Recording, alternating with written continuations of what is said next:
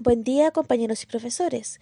Hoy les presentaremos el caso clínico número 1, correspondiente al grupo 5, que está compuesto por Elizabeth Araneda, Mariana Barría, Eva Burgos, Francisca Espinosa, Catherine Tolosa. y quien les habla, Jasna Obreque.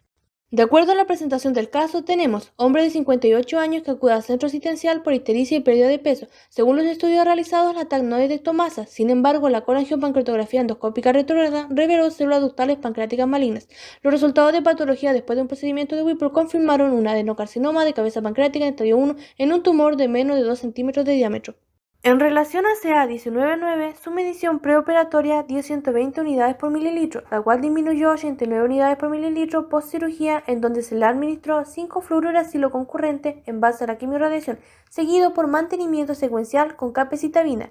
Posterior a esto, los niveles de CA-199 disminuyeron hasta 40 unidades por mililitro, pero aumentó gradualmente hasta 100 unidades por mililitro por administración de gemcitabina, quien se encargó de normalizar sus niveles. Además, se aplicó quimioterapia agresiva de erlotinib para prevenir la recaída de CA-199 y un posterior desarrollo de metástasis. Pasadas unas semanas fue admitido en un centro asistencial por melena y anemia. Al realizar análisis se detectó un aumento de CA-199 a 100 unidades por mililitro y se le realizó una endoscopia identificando un sangrado asociado a úlcera péptica. Por esto se aplicó un inhibidor de bomba de protones. En cuanto a exámenes, según hemograma, la hemoglobina estaba dentro de los valores de referencia. Además, los leucocitos y plaquetas también se encontraron dentro de los valores de referencia. De acuerdo a la fórmula diferencial, se evidenció que los baciliformes se encontraban disminuidos y se observó linfopenia y neutrofilia. Los demás parámetros estaban dentro de los valores normales. Los exámenes bioquímicos realizados, es decir, glucosa, AST, ALT, fosfatas alcalinas, bilirrubina total, directa e indirecta, se encontraban sobre valores de referencia, mientras que TP se encontraba normal. el diagnóstico del paciente es adenocarcinoma de cabeza pancreática en estadio 1. Esto se justifica ya que se logra verificar por el procedimiento Whipple. Además presentó células ductales pancreáticas malignas. Todo esto genera un cáncer pancreático. A esto se le suma que por una endoscopía se encontró una úlcera péptica. Los exámenes reflejaron lo siguiente: el hemograma en un inicio presentó valores normales, pero posteriormente, según avance de la afección, los niveles se ven afectados por la presencia de anemia y melena. Además, la presencia de neutrofilia, esto por diversos factores como el estrés, pero sirve para reflejar un aumento progresivo de la enfermedad asociado al páncreas. También está la linfopenia, producto de la colonización de los nódulos linfáticos por parte de las células cancerígenas. La glucosa elevada es debido a la presencia del tumor, lo que provoca la alteración de la producción de insulina por la pérdida de funcionalidad de las células pancreáticas. El ACT y el LT se elevan por desórdenes hepatocelulares. La segunda igual puede deberse a la obstrucción intra o extrahepática y condiciones inflamatorias del hígado. La fosfatasa alcalina se eleva por la obstrucción extrahepática, la bilirrubina total por acumulación de bilis por bloqueo del conducto biliar, la bilirrubina directa por eliminación inadecuada y la bilirrubina indirecta por daño en el hígado. La epidemiología en Chile muestra una incidencia anual de 5,5 casos en hombres y 4,9 mujeres por cada 100.000 habitantes y una mortalidad de 5,8 casos en hombres y 5,6 mujeres por cada 100.000 habitantes. La sobrevida llega a ser drásticamente baja hasta un 5% a los 5 años, lo que se atribuye a su alta letalidad y presentación tardía. Al tiempo del diagnóstico, solo un 20% se llega a tratar con intención curativa. Cuando hay un diagnóstico precoz y se puede operar, la sobrevida global a los 5 años llega a ser de hasta 27%. No obstante, para casos avanzados la sobrevida no sobrepasa los 9 a 15 meses y en caso de enfermedad metastásica los 3 a 6 meses. En estudios se estima que 1.524 pacientes serán diagnosticados con cáncer de páncreas para el presente año y la mayoría de casos y muertes son personas sobre los 50 años. La mortalidad específica para esta neoplasia corresponde al quinto lugar dentro del grupo mortalidad por cáncer para ambos sexos. El cáncer de páncreas es menos común que otros carcinomas, por ejemplo, pulmón y mamas. Sin embargo, posee una alta tasa de mortalidad, figurando como la octava causa de muerte por cáncer en el mundo, y además para el 2018 se estima un diagnóstico de 458.918 personas con esta patología.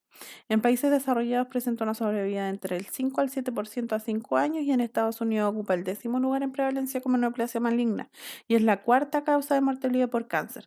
Se estima para este año se presentan 57.600 casos y 40.050 muertes. En Argentina durante el 2012 hubo 4,8 casos en hombres y 3,4 en mujeres, ambos por 100.000 habitantes. Dentro de la etiología, la mayoría de los cánceres de páncreas son tumores exocrinos que se originan en las células ductales y acinosas.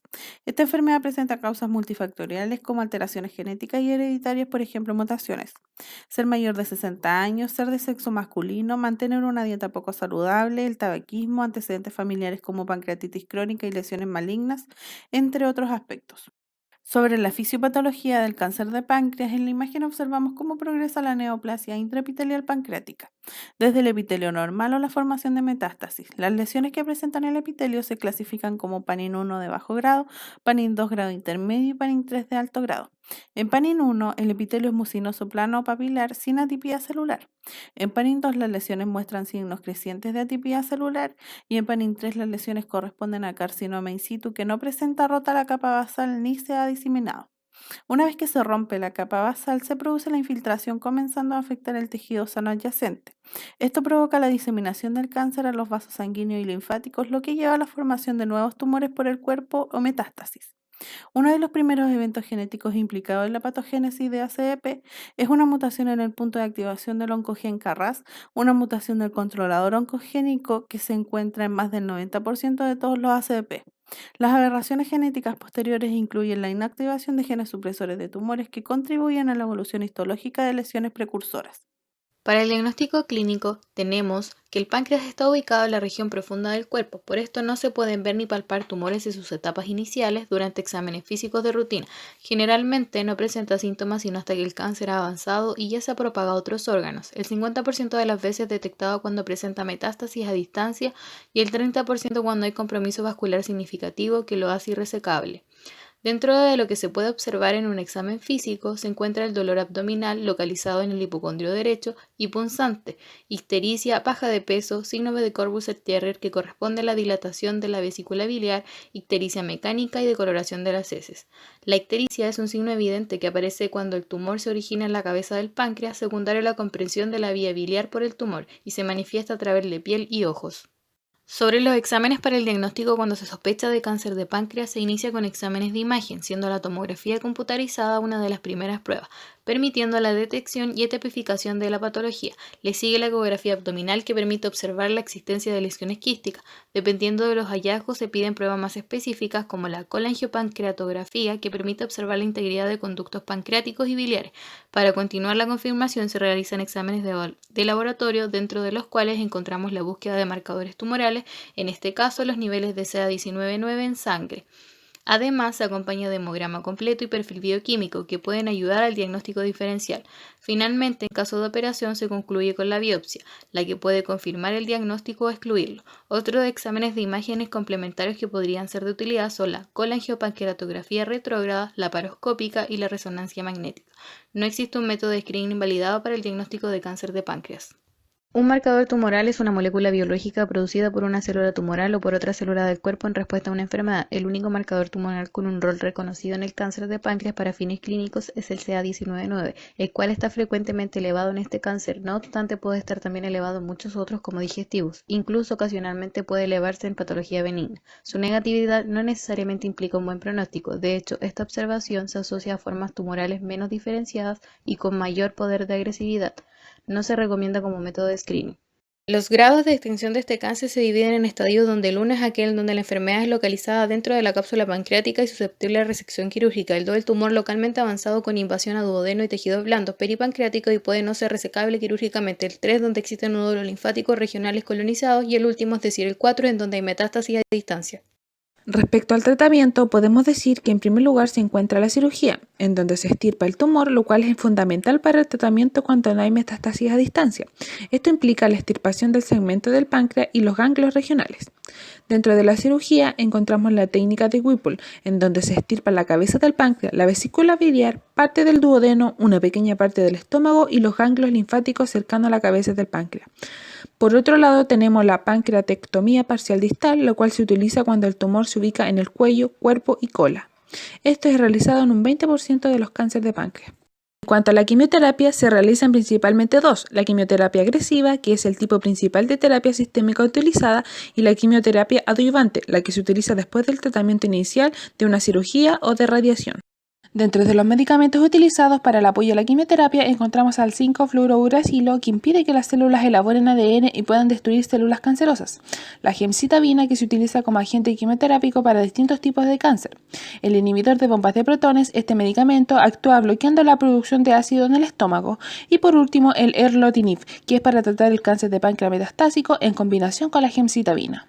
A modo de conclusión, el adenocarcinoma de cabeza pancreática en estadio 1 es un reflejo de cáncer pancreático. Aquí hay presencia de células ductales pancreáticas malignas y en este caso se evidencia una úlcera péptica, la que puede deberse a efectos secundarios de fármaco como la invasión del duodeno por continuidad que se presenta en el 25% de los casos. Chile presenta una incidencia y una mortalidad anual en promedio de 5,2 y 5,7 por 100.000 habitantes respectivamente. Este cáncer es fundamentalmente una enfermedad genética fuertemente influenciada por factores como la edad, sobre los 60 años, el sexo masculino, lesiones, pancreatitis crónica, etc. El diagnóstico suele ser enfocado en algunos exámenes, principalmente la presencia de marcador tumoral CA19-9, la tomografía axial computarizada y biopsia, ya que inicialmente no presentan sintomatología, solo cuando hay presencia de metástasis. El tratamiento que se debe administrar va a depender mucho de la etapa en la que se detecta el cáncer. Puede consistir en una extirpación quirúrgica de una zona del páncreas junto a una quimioterapia. Bibliografía correspondiente a nuestra presentación. Mapa conceptual resumen. Hombre de 58 años acude al hospital por ictericia y pérdida de peso, en donde por técnica de Whipple se detecta adenocarcinoma de cabeza pancreática en estadio 1. Se sospecha clínicamente de esta enfermedad por dolor abdominal, pérdida de peso e ictericia. Suele ser silenciosa, por esto tiene un diagnóstico tardío en donde solo un 20% logra acceder a algún tipo de tratamiento curativo. En Chile y el mundo tiene alta mortalidad con sobrevida del 5%. El cáncer pancreático puede presentar complicaciones como formación de úlceras que puede contrarrestarse con inhibidor de protones. En cuanto a exámenes, se realizan varios para poder llegar a un diagnóstico certero, como la tomografía axial computarizada, que es el de elección para diagnóstico y etapificación de la enfermedad, como también la biopsia, los exámenes de rutinas como hemograma y perfil bioquímico y la medición del marcador tumoral CA19-9. Este cáncer tiene diferentes estadios. El 1 es cuando el carcinoma se encuentra in situ, el 2 cuando el tumor ha alcanzado órganos adyacentes, el 3 cuando ya se ha diseminado a los ganglios linfáticos y el 4 cuando se presenta la metástasis. Posee una etiología multifactorial que puede presentarse por cuestiones genéticas o hereditarias, por factores ambientales adquiridos como el tabaquismo, la dieta, obesidad, entre otros. La fisiopatología observa una mutación del oncogen KRAS en un 90% de los casos y en estudios histológicos el cáncer parece surgir de lesiones precursoras benignas llamadas neoplasias pancreáticas intraepiteliales subdivididas en 1, 2 y 3. El tratamiento se realiza según el estadio de la enfermedad.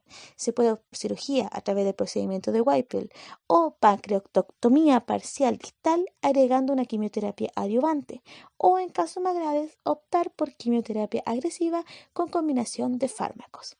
Muchas gracias por su atención.